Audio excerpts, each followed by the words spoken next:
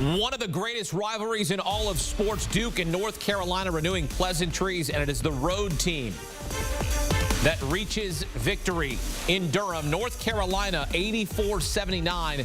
Thanks in part to Cormac Ryan, the senior, spoiling senior day for Jeremy Roach and the Blue Devils. He pumps in 31 points, 6 of 8 from beyond the arc, 4 late free throws as he goes 9 of 10 from the charity stripe.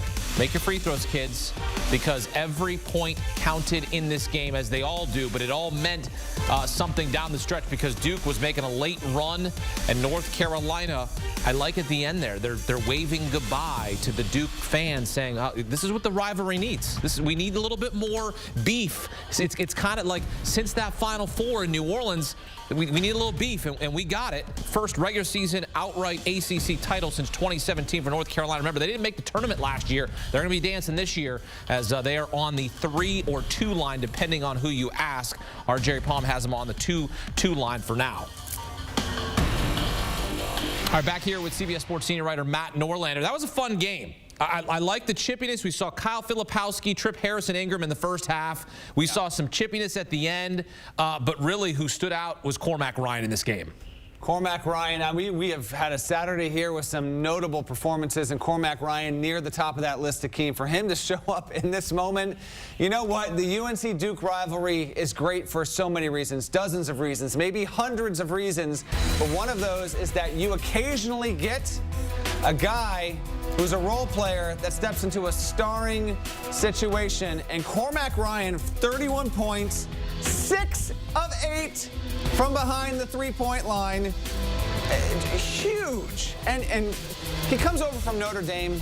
He's a graduate transfer. Was one of a number of notable transfers on this UNC roster. And, you know, could he have ever imagined a year ago playing on a Notre Dame program that was going nowhere in the ACC to now you are the hero and the storied rivalry and the biggest reason why. You see Carolina's resume right here. Obviously, we're going to have updates to come with Jerry Palm as we look to refresh that bracket overnight. For me, right now, because Tennessee lost on its home floor to Kentucky on Saturday and UNC just winning 1 on the road, quad 1 win at Duke, standalone regular season championship in the ACC, I think I'd lean UNC as the 4th 1 seed right now. There's still plenty of time. Those two teams, in addition to Arizona, they got to play conference tournament play, and so there's going to be jockeying. This has been a fun race. If you've really been tracking us for the past few weeks, you know that Houston, UConn, and Purdue have locked up the ones for a couple of weeks now, but it's that 4th number 1 spot that really has been up in the air. It was UNC's, and it was Tennessee's. Now it could be Carolina's. Arizona still has a chance if it can win the Pac-12 tournament, Akeem. Big development there for the top seed line, and then just the general storylines with everything with UNC and Duke and what happened there. Filipowski tripping Harrison Ingram. That was very Grayson Allen-esque. It's undeniable, and you know we'll get more in the post game with all of that. But yeah, that was another element here with Filipowski. But credit to UNC and its defense. And I understand what Duke gets 79 on the board, but if you watch the game start to finish and what Carolina was able to do with its defensive rebounding, it owned the glass. A really impressive execution of a game plan. And yeah, UNC, what a difference a year makes. A year ago, preseason number 1 didn't make the tournament. Now fighting to be a number 1 seed. Cormac Ryan, a career-high 31 points. And for Duke, that's giving up 84 points. The only games that gave up more than 84 points, both games to North Carolina this season. That's the only time they allowed more than 84.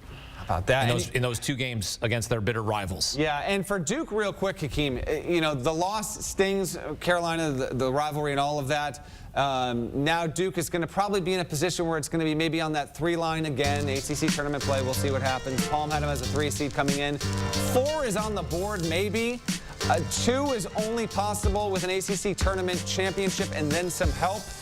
In this game in particular, as you look at the Duke resume overall, you know, Jared McCain, 19 points, solid. Jeremy Roach, a little up and down on his senior night, unfortunately. Tyrese Proctor, he's been up and down all season. You need a little more from him. Filipowski gave you 23 points, and actually, you know, he had some foul trouble. And aside from the trip, which obviously sent social media on fire as it happened in the moment there, Filipowski was actually a pretty critical player overall, but not quite. I know, John. I'm telling you, I'll take you into the locker room right now. John Shire is going to be telling that team, we have exhibited a lot of consistency, toughness, and fight for 40 minutes in the past, 4 to 6 weeks.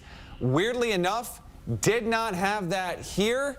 and you got to turn it. You know, Duke is a team that is talented enough to make a Final Four push. I'm a little skeptical whether or not it can be consistent enough for 4 games to do so, but Shire has a group that's certainly capable. You need just, you know, between Roach and Proctor, they got to be more consistent. Caleb Foster is hurt. You know, you needed TJ Power to come out of obscurity, you know, to hit a couple of big buckets here to even keep this game within, you know, striking distance. Couldn't get it done overall. UNC, super impressive.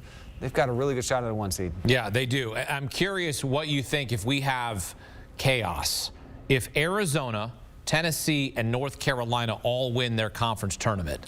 I know you don't have to make that decision. I got you. But what are you doing with the final number 1 seed? Because in any order, it's going to be Purdue, UConn, and Houston. Whatever order you want to put them in. And it's the last 4, number 1 is up for grabs. That doesn't even matter real quick on that because UConn's going to go play in Brooklyn and then to Boston.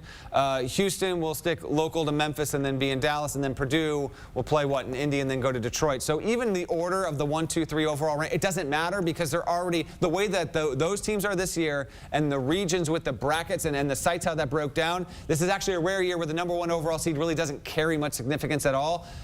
If we see Tennessee win out, SEC championship, we see North Carolina win out, ACC championship, and we see Arizona win out, Pac-12 tournament championship, I would lean in that scenario. I believe I would lean Tennessee to be the final one. The biggest reason why is if things break the way they are supposed to break, and there is no guarantee of that, conference tournament action. Why do we love it? Because we can get upsets all the time. But if Tennessee faced its toughest road to an SEC championship and, say, beat Kentucky in a 3rd game, a rubber match for the SEC title, I would think that Tennessee should be the one, but I will couch it with this, and we talked about it this week on the Eye on College Basketball podcast. Fair or not, and I think not, you can go back for 10, 12, 15 years, and certainly it feels as though for whatever reason, that SEC title game seems to have virtually, and granted, it's 1 data point out of 30 or 31 games every single season, so I get it. We shouldn't put too much emphasis on a single result, and this is all hypothetical we're talking about anyway, but that SEC championship game has not moved, be it a team winning or losing in an interesting spot, and seem to have affected seeding. So we'll have to wait and see on that. It's a good convo and a good toss-up. I mean, we got a week to go here still before Selection Sunday. But in your hypothetical, if all 3 won out, I would lean Tennessee should get the final 1. Tennessee has never been a 1 seed in program history, looking to right the wrongs of the past because Rick Barnes has not been good in the NCAA tournament, and this might be a year where he could take this team deep, especially with a guy like Dalton Connect, who dropped 40 in a loss to Kentucky as we get closer and closer to Selection Sunday. But right now it is North Carolina victorious over Duke, 84-79, as they clinch their first outright regular season title since 2017. Look at us. Whoa.